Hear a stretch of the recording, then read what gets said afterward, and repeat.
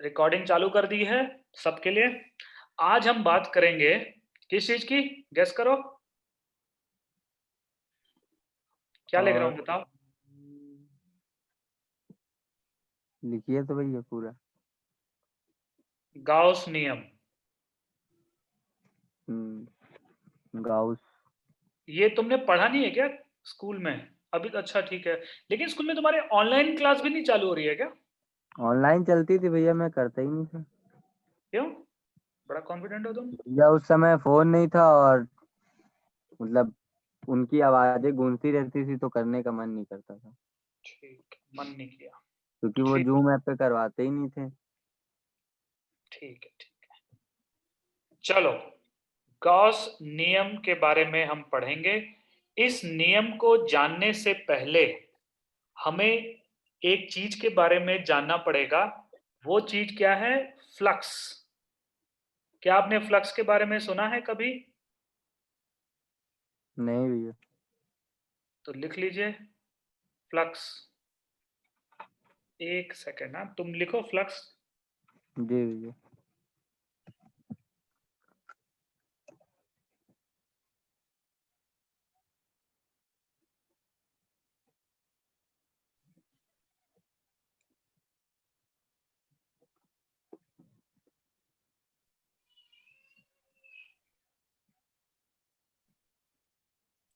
1 minute.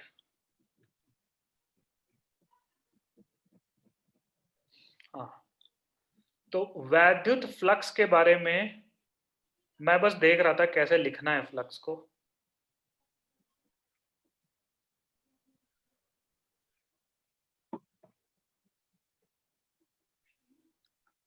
वैद्युत flux के बारे में जानना हमारे लिए जरूरी है। सबसे पहले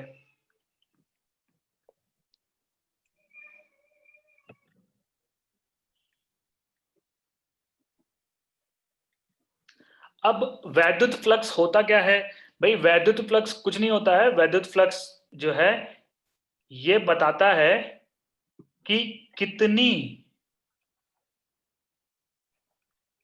कितनी रेखाएं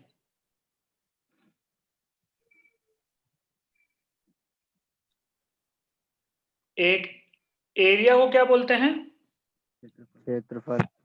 हाँ, कितनी रेखाएं एक क्षेत्रफल से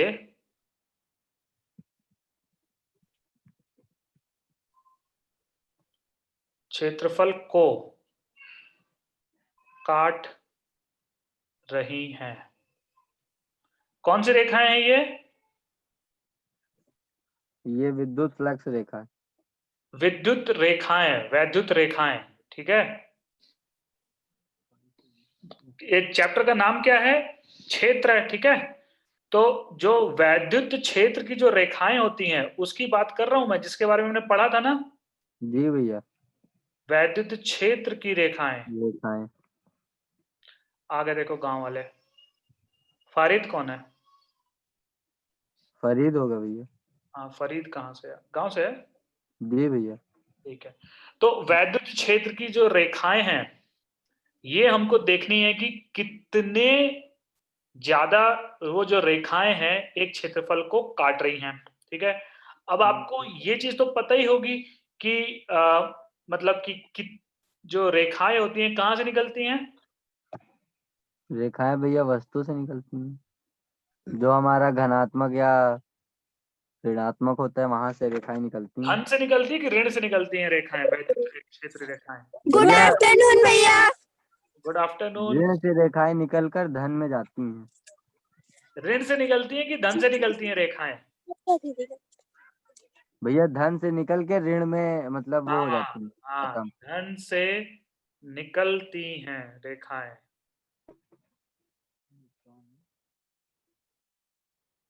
आवेश आवेश। ठीक है, धन से निकल के ऋण में निकल जाती हैं। ठीक है, हम्म। अब जो है, अब मान लीजिए, हाँ कोई कुछ बोल रहा है, म्यूट कर लो अपने आप को, ज्यादा आवाजें आ रही हैं तो। अब अगर मान लीजिए एक आपके पास आवेश है Q जो प्लस है, ठीक है।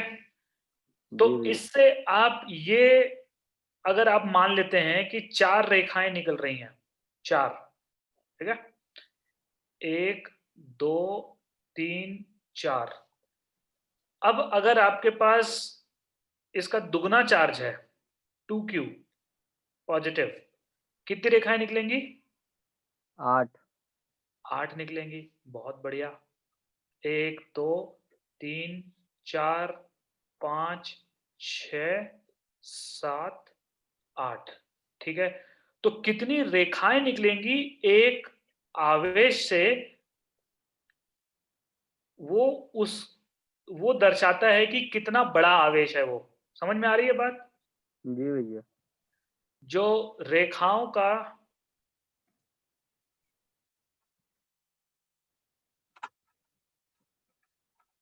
कि रेखाओं का जो नंबर है, नंबर को क्या बोलते हैं? नंबर को संख्या। हाँ, रेखाओं की संख्या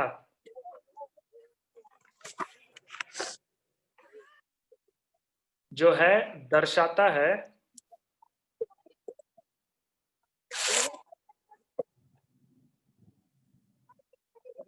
कि कितना बड़ा आवेश है। ठीक है, ये सिंपल सी बात है।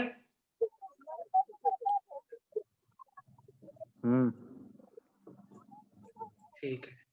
अब मान लीजिए कि आपने एक घड़ा, घड़ा नहीं मतलब मान लीजिए आपके पास एक वो है कंटेनर, समझ रहे हैं? एक जी बक्सा भैया। है, एक बक्सा है, ठीक है। हंडी। क्या क्या क्या बोले? हांडी। हाँ। ठीक है, जो चारों तरफ से बंद है, ऐसी एक वस्तु है आपके पास, समझ में आ रही है? जैसे ये है, ये चारों तरफ से बंद है, इसके अंदर पानी भरा हुआ है, ठीक है। तो इस तरह का कोई एक वस्तु है, मैंने बना दिया, ठीक है। अब इसके अंदर मान लीजिए एक प्लस क्यू चार्ज है, दोनों ने देखी। ठीक है। तो plus Q charge, plus Q आवेश जो है 4 डंडियां निकालेगा, 4 रेखाएं निकालेगा अपने, जी ठीक है। भैया। और अगर मान लीजिए आपके पास एक और प्लस क्यू चार्ज है, तो ये भी कितने निकालेगा? 4। ये भी 4 निकालेगा। तो क्या चारों की चारों इस वस्तु के बाहर आएंगी, क्या या कुछ अंदर भी रह जाएंगी? क्या लगता है आपको? भैया कुछ तो अंदर रह जाएंगी। अंदर रह के क्या करेंगी? अगर मान हाँ। लीजिए अंदर रह गई, तो अंदर रह के करेंगी क्या? कभी ना कभी उसको बाहर आएंगी कि नहीं आएंगी? हम्म। जो मैं बोल रहा हूं आपको समझ में आ रहा है? मैं जी भैया। देखो 4 रेखाएं यहां से निकली, अब ये प्लस है, ये माइनस थोड़ी है। माइनस ये भी होता तो चारों वो, निकल जाएंगी। माइनस होता तो उसको अपने अंदर खींच लेता, दबा लेता उसको, क्योंकि हम्म। प्लस से निकल के माइनस में खत्म होती है रेखाएं। जी भैया। तो वो अपने अंदर तो ले नहीं सकता दूसरे का जो रेखाएं हैं, तो हम्म। दोनों फेंकेंगे रेखाएं, और दोनों जो हैं इस बक्से से बाहर निकलेंगी। बात आ रही है समझ में जी सबको? यस भैया। भैया। तो टोटल कितनी रेखाएं निकली? 4 प्लस 4, 4 8। 8 रेखाएं निकली, ठीक है। तो अगर मैं इस बक्से के अंदर नहीं देख रहा हूं क्या है क्या नहीं है, ठीक है, मैं बस ये देख रहा हूं कि 8 रेखाएं निकल रही हैं, और मुझे पता है कि 4 रेखाएं का मतलब है कि एक plus charge, plus Q charge. तो अगर मैं देख रहा हूं 8 रेखाएं निकल रही हैं, तो मैं ये बोल सकता हूं कि इसके अंदर टोटल चार्ज +2Q है कि नहीं? बात आ रही है समझ में आपके? यस भैया। अगर मान लीजिए आपके पास एक और बक्सा है जिसमें मान लीजिए Q/2 एक चार्ज है, एक और Q/2 है, एक दूसरा। 4 Q/2 है, तो यहां से कितने लाइंस निकलेंगी? कितनी रेखाएं निकलेंगी यहां से? चार। 2 दो। 2 क्यू। दो। तो एक चार्ज 2 रेखाएं निकालेगा, यस भैया। एक हाँ। 2 तो निकालेगा। टोटल कितनी निकली बाहर? 8। 8, यहां भी 8 निकली। ठीक है, तो मैं ना ये कितनी रेखाएं बाहर आ रही हैं ये देख के ये नहीं बता सकता कि अंदर q/2 4 हैं या एक q है दूसरा q है, लेकिन मैं ये जरूर बता सकता हूं कि अंदर कुल मिला के 2q चार्ज होगा क्योंकि 8 रेखाएं बाहर आ रही हैं। बात आ रही समझ में? जी भैया। ठीक है, अब जो है मान लीजिए आपके पास यहाँ पे तो हम मान लिए कि दोनों धन आवेश हैं, ठीक है, मान लेते हैं कि एक धन है और एक ऋण है। ये आपका एक बक्सा है, ठीक है, इसके अंदर मैंने प्लस क्यू रख दिया तो कितनी रेखाएं निकालेगा? 2 4 4, तो इसने 4 निकालनी है, ठीक है, और यहाँ पे रखा है एक ऋण आवेश माइनस क्यू, तो माइनस क्यू कितनी खाएगा? 4 4 खाएगा। प्लस क्यू 4 फेंक रहा है तो माइनस क्यू 4 खाएगा। आ रही हो समझ बाहर में? नहीं तो आएंगे। आप ये बोल सकते हैं कि 2 रेखाएं तो ये प्लस क्यू की खा गया और बाकी 2 और खाएगा तो बाहर से आ गई। ये बात आ रही है समझ में आपके? ये समझ में आ रहा है सबके? जी भैया। अब आप बताइए कि कितनी रेखाएं कुल मिला के बाहर निकली हैं इस बक्से से? 2 2 बाहर गई हैं अगर और 2 अंदर भी तो आई हैं। अगर भैया देखा जाए तो इसमें से भैया एक भी रेखाएं बाहर नहीं निकलेंगी। एक भी नहीं निकली है। आ रही है समझ में? सबके समझ में आ रही है? एक भी नहीं निकली है। तो अगर एक भी नहीं निकली है, क्यों नहीं निकली है एक? क्योंकि 2 बाहर गई और 2 अंदर भी तो गई। ये तो वही बात हो गई, तुमने मेरे को 100 रुपए दिया, मैंने तुम्हें 100 रुपए वापस कर दिया, तो तुम्हारे पास कितने रुपए बढ़ गए? वही रहे भैया। बात आ रही समझ में जो बोल रहा हूँ? यस भैया। तो ये देख के मैं क्या बोल सकता हूँ? ये देख के मैं बोल सकता हूँ कि अंदर जो है कितना आवेश है? 0। क्योंकि ना तो रेखाएं बाहर आई हैं कुल मिला के, ना अंदर गई हैं, तो अंदर कुल मिला के 0 चार्ज है, 0 आवेश है।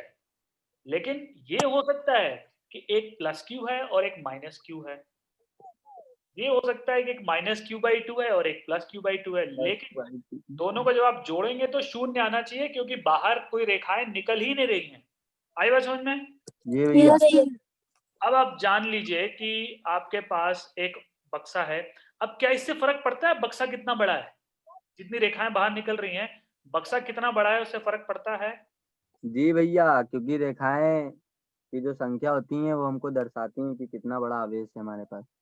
नहीं, बक्से की बात कर रहा हूं मैं, बक्सा। ये मेरा एक आवेश है।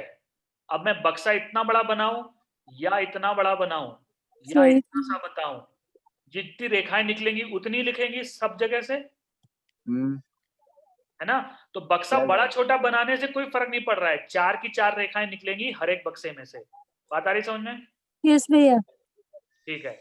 अब मान लीजिए आपके पास माइनस क्यू चार्ज है, तो ये क्या करेगा? 4 डंडियां अंदर लेगा, 4 रेखाएं अंदर लेगा ऐसे, तो कुल मिला के कितनी रेखाएं बाहर गई? अंदर गई भैया, बाहर तो गई बाहर नहीं। कितनी गई? बाहर एक भी 0। बाहर गई है -4। बाहर से अंदर आई है भैया। हाँ, तो तभी तो -4 बोल रहा हूं मैं। हाँ भैया, आप मतलब पूछ रहे हैं अंदर से बाहर कितनी पूछो। अंदर से बाहर अगर मैं बोल दूं -4 है, तो इसका मतलब है कि बाहर से अंदर आई है। बाहर से अंदर आई है। यस। समझ में आ रही है बात?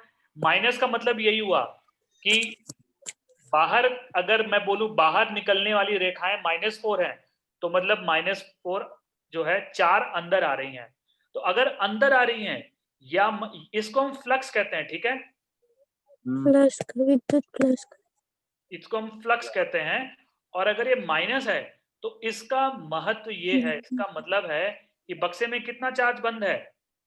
-4। बक्से में ये तो आप बिल्कुल बोल सकते हैं कि ऋण आवेश है, ठीक है? ऋण आवेश है। ऐसे लिखते हैं ना, ऋण। जी भैया। यस भैया। देखो मैं सीख गया। तो अगर माइनस है तो इसका मतलब तो अंदर ऋण है कुल मिला के, ठीक है? ये भी हो सकता है कि अंदर एक -2q हो और एक +q हो, कुल मिला के ये माइनस क्यू है, -2q प्लस q, ठीक है। तो अब जो एक और चीज देख लेते हैं, उसके बाद हम गॉस नियम की तरफ बढ़ेंगे। अब अगर मान लीजिए कि आपके पास वैद्युत रेखाएं, हाँ, वैद्युत रेखाएं जो हैं कुछ इस तरह से हैं।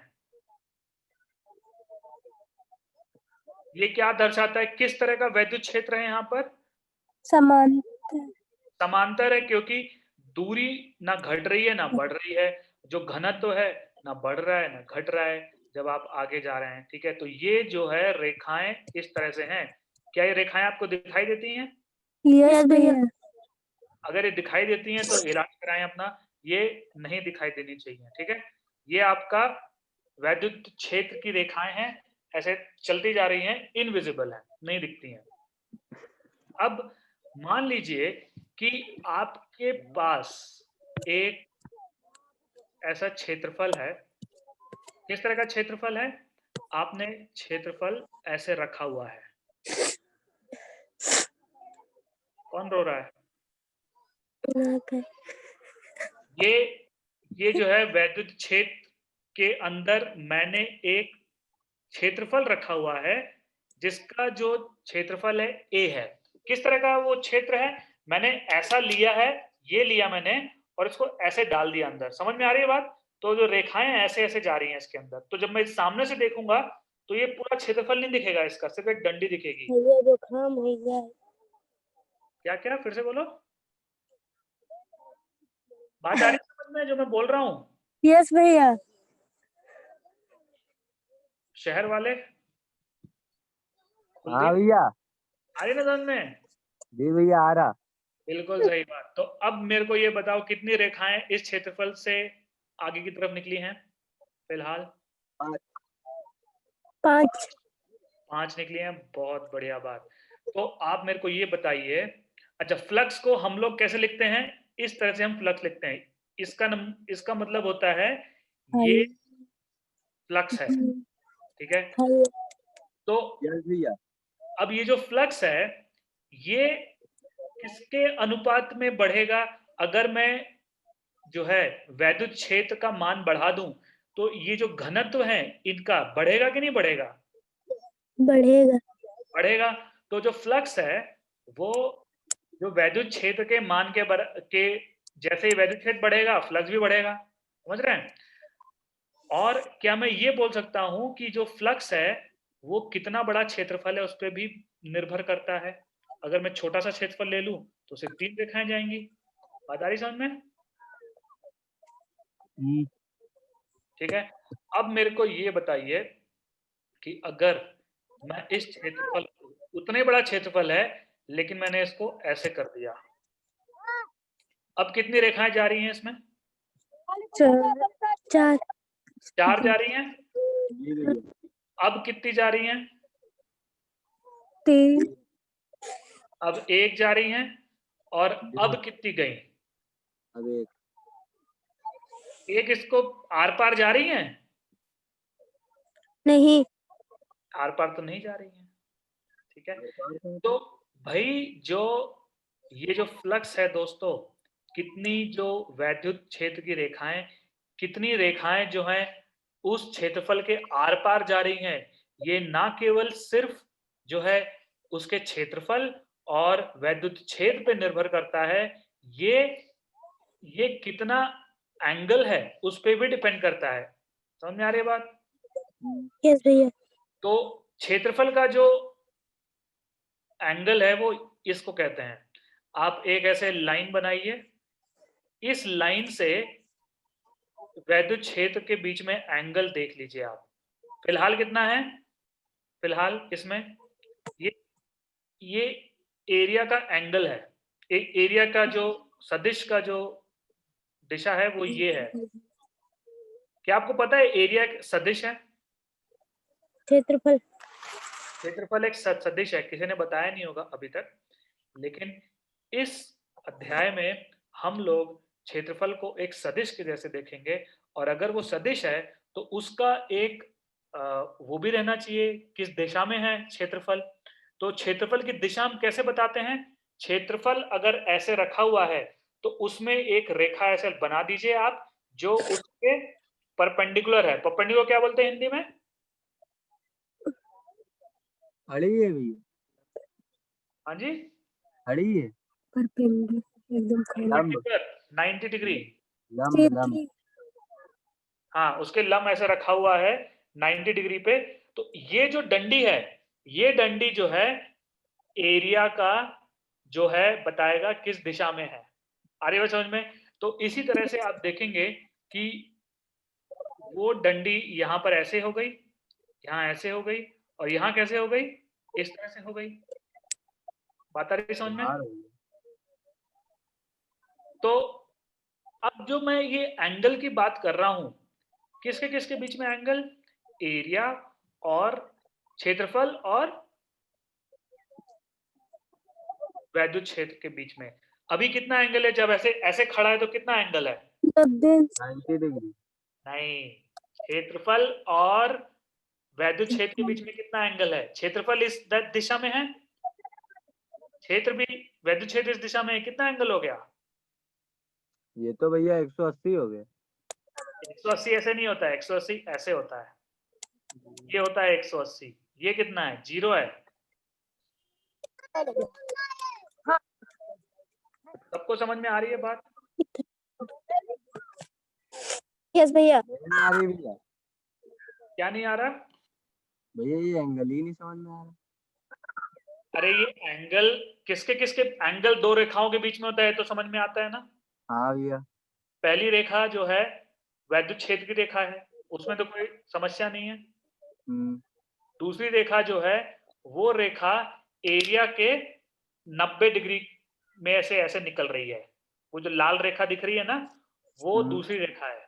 तो उसके और वैद्युत क्षेत्र के बीच में एंगल अभी 0 है। और जब यस पूरी तरह ऐसे सपाट लेट गया तो 90 डिग्री हुआ कि नहीं एंगल? यहां पर 90 हो गया। यस भैया। क्षेत्रफल और एरिया के बीच में, क्षेत्रफल और वैद्युत क्षेत्र के बीच में एंगल 90 हो गया जब पूरा लेट गया। तो इससे ये पता लगता है दोस्तों कि जो फ्लक्स है कब सबसे ज्यादा होता है, कौन से एंगल में सबसे ज्यादा होता है?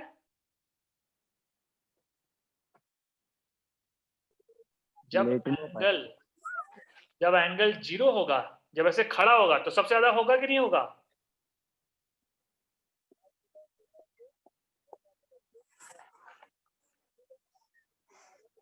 आ रहा है समझ में? क्या समस्या हो रही है बताइए बताइए, रुका हूं मैं। भैया यही समझ में नहीं आ रहा जो भैया आप यहाँ पे समझाएं थोड़ा सा। मैं देखो ये समझाने की कोशिश कर रहा हूँ वो मैं कि समझ गया, एंगल एंगल समझ गया। सब लोग ध्यान से सुनो, फिर से मैं समझा रहा हूँ, सब लोग ध्यान यस से। सर। अब ये जो फ्लक्स हैं, फ्लक्स महाराज जो है इस बारे में आपको ज्ञान देते हैं कि कितनी रेखाएं जो है एक क्षेत्रफल से निकल रही हैं। ठीक है, अब कितनी रेखाएं निकल रही हैं ये क्षेत्रफल पे निर्भर करेगा। कितना बड़ा क्षेत्रफल है उस पर तो निर्भर करेगा ही। बड़ा लेंगे तो ज्यादा रेखाएं निकलेंगी, छोटा लेंगे तो कम रेखाएं निकलेंगी। ये निर्भर करेगा कि कितना वैद्युत क्षेत्र है वहां पर। वैद्युत क्षेत्र ज्यादा होगा तो रेखाओं का घनत्व ज्यादा होगा, तो कितनी रेखाएं निकलेंगी वो ज्यादा हो जाएंगी। अब हमने ये भी देखा कि ये ना केवल क्षेत्रफल और वैद्युत क्षेत्र पे निर्भर कर रहा है, ये इस पे भी निर्भर कर रहा है कि भाई क्षेत्रफल ऐसे खड़ा है या ऐसे है। ऐसे रहता है तो सबसे ज्यादा निकलती है रेखाएं, ऐसे हो जाता है तो 0 हो जाती है रेखाएं। तो हमको जो है एंगल लेके आना पड़ेगा बीच में। अब हम एंगल के बारे में जब बात कर रहे हैं तो एंगल तो दो रेखाओं के बीच में होता है। एक रेखा आपका वैद्युत क्षेत्र की रेखा हो गई, दूसरी जो है उस एरिया या उस क्षेत्रफल से के अनुसार में होना चाहिए। तो हमने क्या बोला, ये हमने मान लिया कि भाई चलो इस क्षेत्रफल का जो दिशा है, इस क्षेत्रफल की जो दिशा है, कैसे हम निकालेंगे इस क्षेत्रफल की दिशा? आप एक यहां पर ऐसे लाइन लगाइए और ये जो लाइन है ये आप बोल देंगे कि इस क्षेत्रफल की दिशा है। अब क्षेत्रफल ऐसे होगा तो ये लाइन भी धीरे धीरे ऊपर नीचे हो रही है कि नहीं हो रही है? जी सर। ऐसे था अभी, ये इस क्षेत्रफल का दिशा है, तो क्षेत्रफल ऐसे हो रहा है, तो लाइन भी ऐसे ऐसे नीचे जा रही है, ऐसे हो रही है। तो आप ये लाइन देख के बता सकते हैं कि क्षेत्रफल ऐसे है कि ऐसे है। समझ में आ रही है बात? अगर ये लाइन ऐसी है, इसका मतलब क्षेत्रफल ऐसे होगा, क्योंकि उसके 90 डिग्री के कोण में रहना चाहिए। अगर मैं बोल दूं कि क्षेत्रफल की दिशा ऐसी है, तो आपको पहले से पता लग जाएगा क्षेत्रफल ऐसा है। सबको समझ में आ गई? यस भैया। यस भैया। अब अगर एंगल 0 है तो सबसे अधिक होना चाहिए, और फ्लक्स अगर कितना है, 90 है, तो कितना होना चाहिए फ्लक्स? 90 एंगल के कोण में कितनी लाइन इसको आर पार होंगी? एक। शून्य। एक भी हाँ ये रेखा शून्य आर शून्य। पार नहीं जाएंगी। आ रही बात समझ में आ रही है? यस भैया। अब आप मेरे को ये बताइए कि ऐसी कौन सा चीज है जो थीटा 0 डालेंगे तो सबसे अधिक हो जाता है, और थीटा 90 डालेंगे तो 0 हो जाता है? ऐसी कौन सी चीज है? साइन भैया। साइन 0 कितना होता है? 1। साइन 0 1 होता है। नहीं, साइन 91 होता हाँ, तो साइन तो नहीं होता, कॉस होता है, कॉस। ठीक है, तो जो फ्लक्स होता है दोस्तों, आप लिख लीजिए इसको, ये होगा ई का मान, एरिया का मान, और कितना एंगल है ई और ए के बीच में, कॉस ऑफ उसका एंगल। ये फार्मूला सबको समझ में आया कि नहीं आया? है। यस भैया। ठीक है, तो इसको लिख लीजिए, ये बहुत जरूरी चीज है, आपके जीवन में कभी ना कभी काम आएगी। ठीक है, आगे बढ़े। यस भैया। ठीक है, आगे बढ़ते हैं। अब आ जाते हैं गाउस नियम पे। गाउस नियम। गॉस जो है बहुत महान साइंटिस्ट थे, और वो कुछ नहीं करते थे, फुटबॉल खेलते रहते थे। ठीक है, फुटबॉल खेलते खेलते उनको समझ में आया कि एक नियम हो सकता है, तो वो दौड़ के गए और एक नियम बना दिया, और वो हम लोग आज तक पढ़ रहे हैं। पढ़ लो। ठीक है, तो इससे क्या सीखने को मिलता है कि जाके फुटबॉल खेलो। हाँ, यस भैया। मैं ऐसी कोई बात नहीं, वो लोग बहुत मेहनत कर रहे थे वो लोग। नहीं सच्ची में। क्या क्या, फिर से बोलो।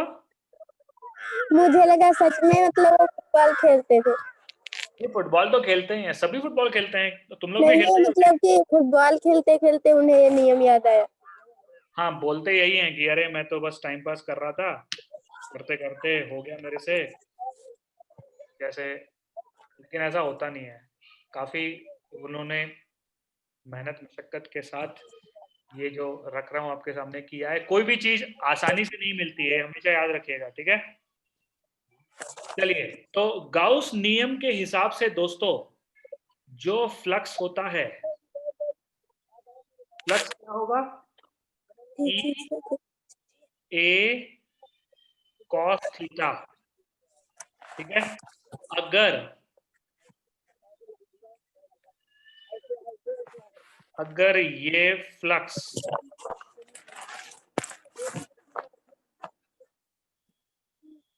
आप एक एक चारों तरफ से बंद चीज को क्या बोलते हैं हिंदी में? चारों तरफ से बंद चीज को भैया एक डब्बा बोलते हैं। अरे वर्ग या आयत जो भी है। हाँ, भैया अगर सारी भुजाएं समान है तो वर्ग हो जाएगा। संदूक। कैसे? नहीं, संदूक बंदूक तो ठीक है, मैं तो मतलब संदूक इसको थोड़ी बंदूक। बोलोगे, एक गोले को संदूक थोड़ी बोलोगे तुम। लेकिन एक ऐसी चीज जो चारों तरफ से बंद है, कहीं वक्र। से। हाँ, वक्र। क्या? शंकु। शंकु होता है। चलो ठीक है, अगर आप एक आप एनक्लोजर समझ में आता है? नहीं भैया। ठीक है, चारों एक तरफ से बंद। चारों तरफ से बंद। बहुत एनक्लोजर सही, चारों तरफ से बंद। मैं आपको बता देता हूँ इसको हिंदी में क्या बोलते हैं एनक्लोजर को। एक सेकंड दीजिए मुझे, ठीक है? मैं आपको 1 मिनट में बताता हूँ। 1 सेकंड। एनक्लोजर को आप बोलेंगे, इसमें तो दीवार लिख के आ रहा है, घेरा। चारों तरफ से घेरा हुआ, चारों तरफ से बंद है, ठीक है? चलो, जो भी समझ में आ गया ना आप लोगों को? यस भैया। चलो, तो अगर आप ये फ्लक्स एक एनक्लोजर या जो चारों तरफ से बंद है उसके लिए निकालते हैं, तो इसका जो मान होगा दोस्तों,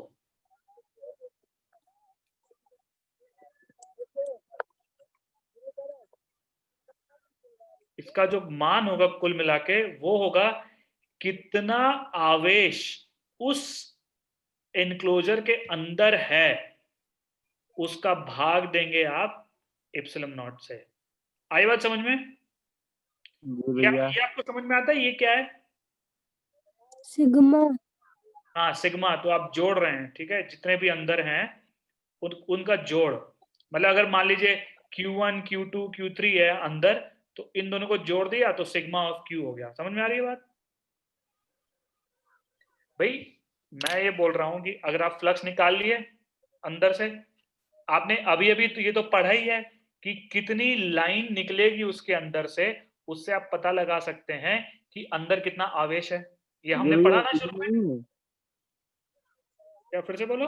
जिसको भैया हम भाग दे रहे हैं वो ई है ना? इप्सिलॉन नॉट है वो, इप्सिलॉन नॉट। ये फॉर्मूला याद है कूलम का नियम? 1/4 pi epsilon not Q1 Q2 by R square, ये वो वाला इप्सिलॉन नॉट है, ये वाला। यस। ठीक है, तो अभी हमने क्या पढ़ा था? हमने पढ़ा था कि कितनी लाइनें निकल रही हैं एक घेरे से, उससे ये पता लगता है घेरे के अंदर कितना आवेश है। आवेश ठीक है, है। बिल्कुल वही चीज कूलम लॉ ने दिया हुआ है हमें कि भाई कितनी लाइनें निकल रही हैं, वो आप इस फॉर्मूला के तहत निकाल सकते हैं। तो वो अंदर कितना चार्ज है, अंदर कितना आवेश है, उसके अनुपात में रहना चाहिए। बस ये कांस्टेंट दिखा दिया उसने, 1/4 उससे मल्टीप्लाई कर दीजिए, तो दोनों को आप बराबर कर सकते हैं। आई बात समझ में? ये सबको समझ में आ गई? यस भैया। पक्का? ठीक, भैया। बढ़िया, बहुत अच्छी बात है। तो इसी बढ़िया बात पे एक सवाल हो जाए। मान लीजिए कि आपके पास एक छोटा सा चार्ज है, बिंदु आवेश Q, ठीक है? आप ये निकालना है कि मेरा वैद्युत क्षेत्र कितना है, कितनी दूरी पे, r दूरी पे इस बिंदु आवेश से। ठीक है, मैं आपको हिंट दे देता हूं। आप एक यहां पर घेरा बनाएंगे जो कि एक पिंड के आकार का होगा। स्फीयर को पिंड बोलते हैं, ठीक है? यस भैया। तो उस पिंड के आकार का होगा और उसकी दूरी यहां से r होगी। ठीक है, अब आप जो है गाउस नियम,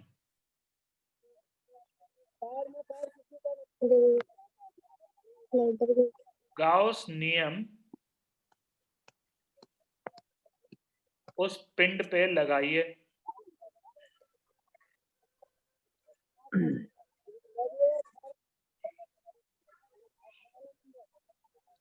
ठीक है, मान लीजिए कि आपका जो वैद्युत क्षेत्र है वो E है। तो किस तरह से वैद्युत क्षेत्र होगा इसकी वजह से, Q की वजह से?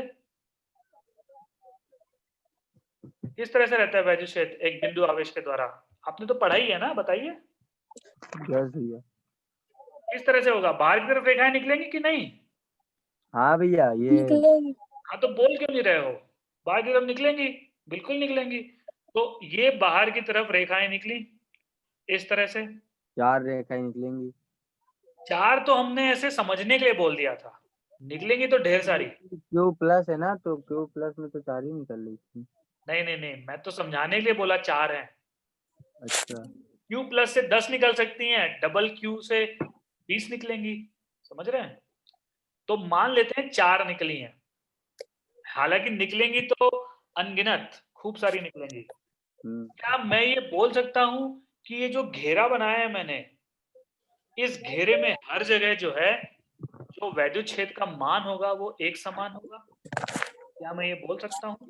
यस भैया, क्यों बोल सकता हूँ इस चीज को ऐसे? क्योंकि भैया जो बीच में केंद्र है और जो आर है हमारा, हम्म, वो आर सब तरफ बराबर होगा, क्योंकि वो त्रिज्या है, तो सब चीजें बराबर ही होंगी। हर जगह हर चीज बराबर होगी, ठीक है, जी। क्योंकि हर चीज एक समान है, चारों चारों दिशाओं में ये हर जगह एक समान है, तो हर जगह वैद्युत क्षेत्र एक ही होगा। तो अगर मैं ये निकालने की कोशिश करूं ई ए कॉस थीटा, जो कि मेरा फ्लक्स का मान है, ठीक है, अगर मैं ये कोशिश करूं तो मान लीजिए ई जो है ई है, ठीक है, तो क्या आप मेरे को ये बता सकते हैं कि जो एंगल थीटा है वो कितना है? यहाँ पे कितना एंगल है इस जगह पे? इस जगह पे भैया कितना है एंगल? सी भैया 45 होगा या 30। अच्छा ये बताओ, वहां पर जो एरिया है उसका एंगल कहाँ पर है? उसका उसका जो दिशा है वो ऊपर की तरफ ऐसे है कि नहीं है? ऊपर की ओर है। ऐसे है, क्योंकि जो भी क्षेत्रफल होता है उसके 90 डिग्री पे निकलती है रेखाएं, यस भैया। उसका जो दिशा है, तो यहाँ पर ये दिशा है, और जो वैद्युत क्षेत्र है वो भी उसी दिशा में है। हम्म, यहाँ पे देखिए, यहाँ पर किस दिशा में क्षेत्रफल है? इस दिशा में। और यस भैया, वैद्युत क्षेत्र भी इसी दिशा में है। इसी तो आप दिशा कहीं भी में। चले जाइए, कहीं भी चले जाइए, आपका जो दोनों थीटा है दिशाएं वो सेम है। कितना आएगा? थीटा कितना होगा कहीं भी चले जाइए? 0। 0 होगा, ठीक है। कॉस ऑफ 0 क्या होता है? और 0 भैया होता है 1। 1 होता है। कॉस ऑफ 0 1 होगा। तो कहीं भी चले जाइए, कॉस ऑफ 0 1 है, तो मैं ई इंटू ए लिख देता हूँ सीधे। तो क्षेत्रफल कितना हो जाएगा इसका? ये जो मैंने बनाया है, इसका क्षेत्रफल कितना है अगर r दूरी है? भैया 8 दूरी है। तो कितना क्षेत्रफल हो गया उसका?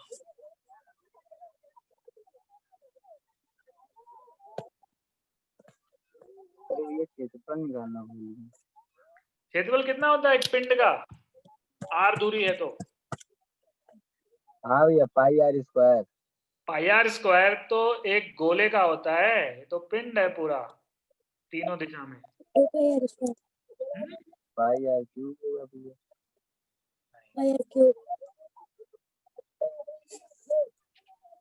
क्षेत्रफल होता है 4 पाई आर स्क्वायर, लिख लीजिए। तो ये आपका जो है फ्लक्स हो जाएगा। आई बात समझ में? ये जो हमने अभी तक किया, ये सबको समझ में आ रहा है कि नहीं आ रहा है? क्या चीज यस समझ में भैया, नहीं आई? यस भैया। सब समझ में आ गई? आ रहा है भैया, सब समझ में आ रहा है। ठीक है। तो ये आपका किसके बराबर होना चाहिए? फॉर्मूला में क्या है? कितना चार्ज अंदर है डिवाइडेड बाई एप्सिलॉन नॉट। अंदर कितना चार्ज है? क्यू है, Q divide by epsilon naught. तो आपका जो वैद्युत क्षेत्र का मान है वो Q divided by 4 pi epsilon naught into 1 by R square हो गया। तो इस तरह से आपने गॉस नियम से एक बिंदु आवेश के द्वारा यहां पर वैद्युत क्षेत्र निकाल लिया। आ रहे हो समझ में? हम्म, तो सबसे पहले हमने किया क्या, कैसे किया इसको? सबसे पहले तो हमें, लिख लीजिए, सबसे पहले अगर आप गाउस नियम लगा रहे हैं तो आपको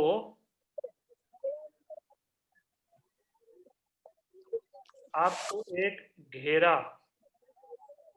चारों से बंद है मानना पड़ेगा, मानना होगा।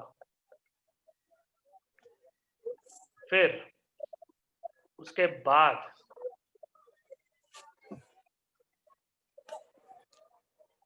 आप उस घेरे से फ्लक्स निकालेंगे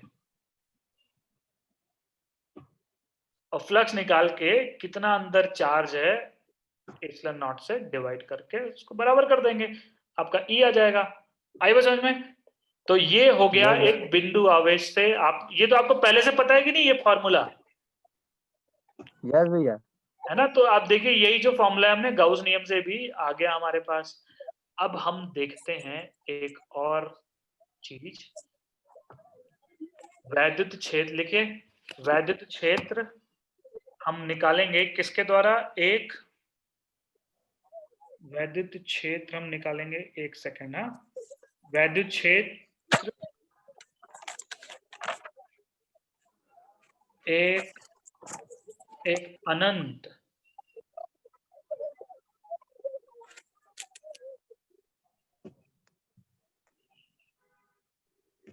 अनंत लंबाई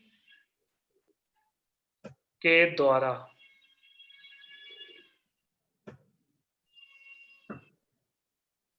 लंबाई में जो है आवेश समान रूप से फैला हुआ है।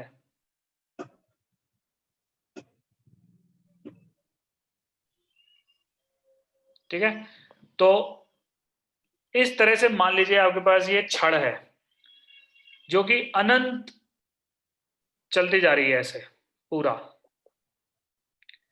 और इसमें जो है आपका जो आवेश है, कुल मिला के जो आवेश है वो तो अनंत होगा, लेकिन अगर मैं बोलूं कि आवेश हर मीटर में लैम्डा है, मतलब लैम्डा कितना हो गया? लैम्डा कूलम चार्ज है, लैम्डा कूलम पर मीटर। तो ये चार्ज का घनत्व, ये आवेश का घनत्व दिखाएगा, दर्शा रहा है। समझ में आ रही है बात? yes भैया। सबको समझ में आ रही है ना? गांव में सबको समझ में आ रही है? यस भैया। ठीक है, तो आपको आपको यहाँ पर गाउस नियम लगाना है दोस्तों, और गाउस नियम लगाने के लिए आप इस तरह से एक घेरा बनाएंगे जो सिलेंडर टाइप का होगा। बना लीजिए। इस सिलेंडर की जो लंबाई है मान लीजिए आपके L है, ठीक है। अब आपको निकालना है इसमें कितना फ्लक्स है। फ्लक्स क्या रहता है? E A cos theta. अब एक चीज आप यहाँ पे ध्यान से देखिएगा कि इधर पे आपके कितना क्षेत्रफल है। एक तो क्षेत्रफल ऐसा ऐसा है जो चारों से ऐसे है, ठीक है। तो ये क्षेत्रफल मान लीजिए पहला है। एक जो है ऊपर डब्बा ऊपर बंद है, ये दूसरा है। एक डब्बा नीचे है, ये तीसरा। तीन तरह के क्षेत्रफल है कि नहीं इसमें? yes भैया। तीन तरह के क्षेत्रफल है इसमें। अब आप मेरे को ये बताइए कि जो यहाँ पे वैद्युत क्षेत्र है किस दिशा में होगा? एक छड़ के द्वारा इस तरह से किस दिशा में होगा?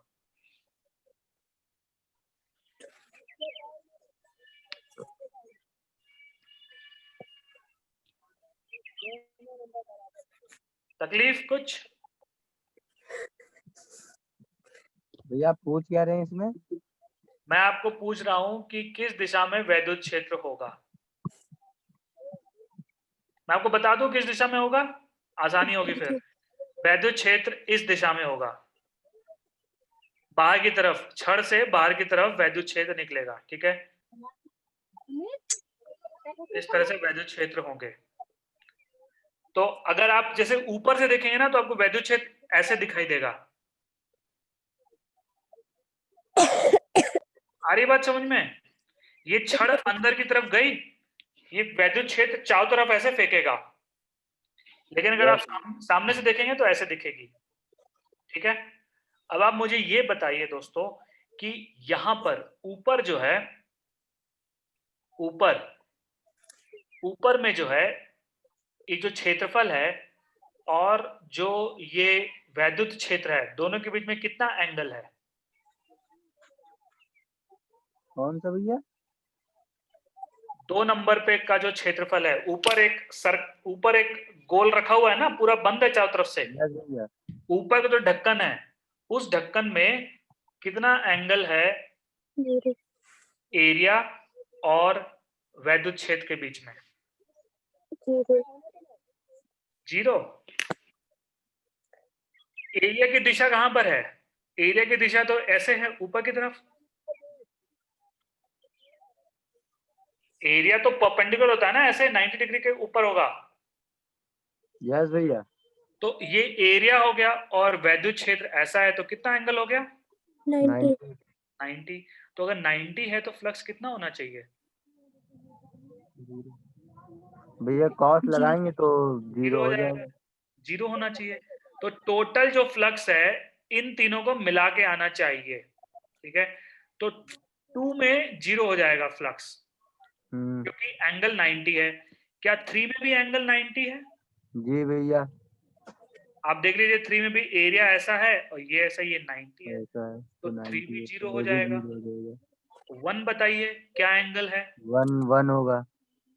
यहाँ पर एरिया ऐसा है और वैद्युत क्षेत्र भी ऐसा है, तो कितना ऐसा है एंगल हो गया? 1 में हो जाएगा। कितना एंगल हो गया क्षेत्रफल और वैद्युत क्षेत्र के बीच में? भैया इनका जो भैया वो होगा, एक तो भैया ये तो एक तो 0 डिग्री हो जाएगा 0 डिग्री हो गया। और तो cos 0 1 होता है तो 1 हाँ, हो तो ये जाएगा। E इंटू ए हो जाएगा सिंपली। ये 0 हो गया, 2 और 3 0 हो गया और 1 हो जाएगा E इंटू ए। अब मुझे ये बताओ कितना उसका क्षेत्रफल है, जो सिलेंडर है उसका ऐसे क्षेत्रफल कितना है? ये मान लीजिए रेडियस r है सिलेंडर का, हम्म, कितना क्षेत्रफल होगा बताइए फटाफट। हम्म, तो, हम्म, हम्म।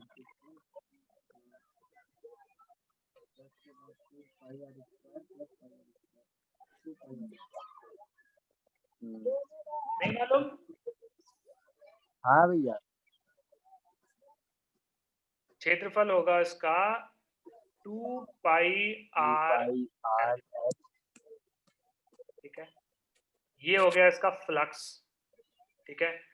अब ये फ्लक्स हो जाना चाहिए, अंदर कितना चार्ज है, सिलेंडर के अंदर कितना चार्ज है, अगर सिलेंडर के अंदर कितना आवेश है, अगर मान लीजिए आवेश प्रति मीटर लैम्डा है, प्रति मीटर लैम्डा है, तो इतनी दूरी के अंदर कितना अंदर आवेश हो जाएगा? Lambda into L. ये क्यू हो गया डिवाइड बाई इप्सिलॉन नॉट। आ रहा है कि नहीं समझ में? यस भैया।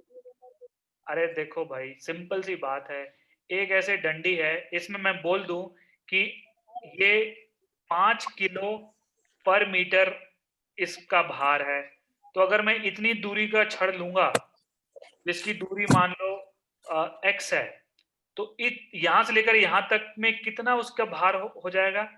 5 गुणे x।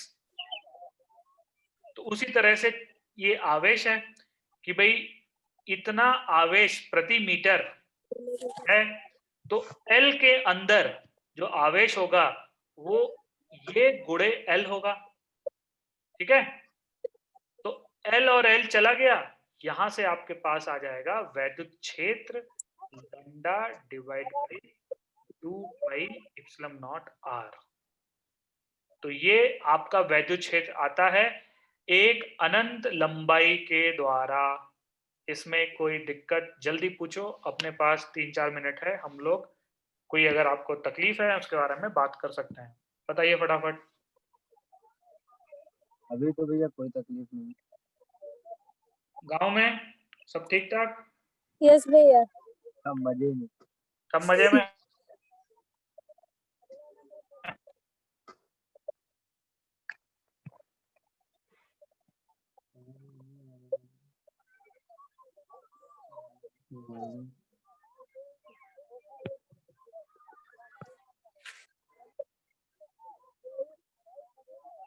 हाँ भाई, तो ठीक है, फिर हम लोग आज के लिए बस इतना ही।